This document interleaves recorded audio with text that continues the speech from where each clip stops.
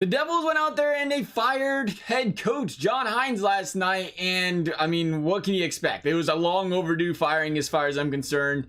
He's done nothing with his team. This team came into the season with high expectations. You come into the season trying to please Taylor Hall, the guy you want to sign an extension with you. You go out there, you make big offseason moves. You get Simmons, you get Subban, you pick up Jack Hughes in the draft, and you want to go out there and say this team's going to compete this year for you.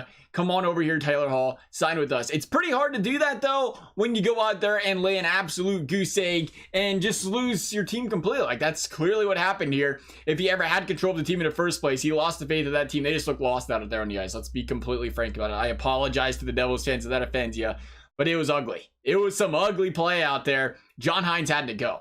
So thankfully, he was walked out the door. It's going to be interesting, though, when you go out there and you hire the assistant coach to who was the head coach.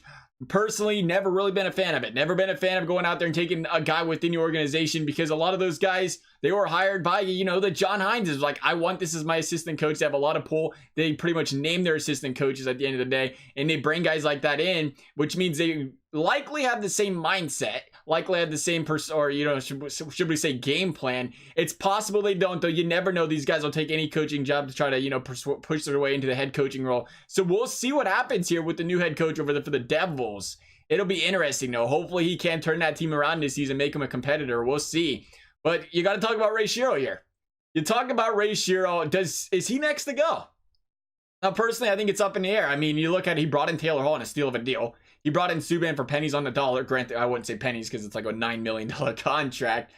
But I think he's made some great moves to build this team during the offseason, which is what you can ask for out of a GM. But the problem is also you go and you look back and you say, well, you got to build from within. Sure, bringing these guys in from free agency is great, but if you can draft some great players as well, that's where you're going to get your depth. That's where you're going to make this team better. And you look at, starting back in 2015, taking a Pavel Zacha's of the world, in what was probably the most stacked draft class of the decade. You took Pavel Zacha 6th overall and ended up leaving guys like Werenski, Provorov, Rantanen, Meyer, Barzell, Connor, Shabbat. You get the point. All on the board, passed up.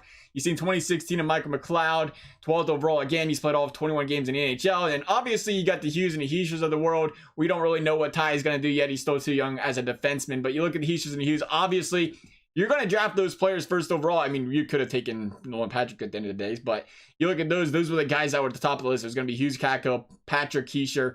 And so far, neither one of those are looking like a terrible decision. When you look at what was taken second overall, granted, there's guys like Pettersson getting passed up on in the draft. But when you consider the consensus first and second overall picks, he did fine there.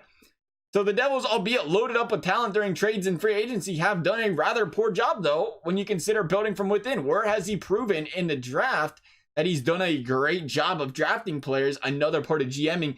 But besides that, I mean, how much farther can you take this? Obviously, you're going to look at the wins and losses. You're going to look at how long they decided to keep John Hynes. Do you keep Shero, though? How long does Shero's leash here? How many more years does he get? I think that's going to be interesting here. It's going to be interesting to see how these draft picks pan out that he's drafted.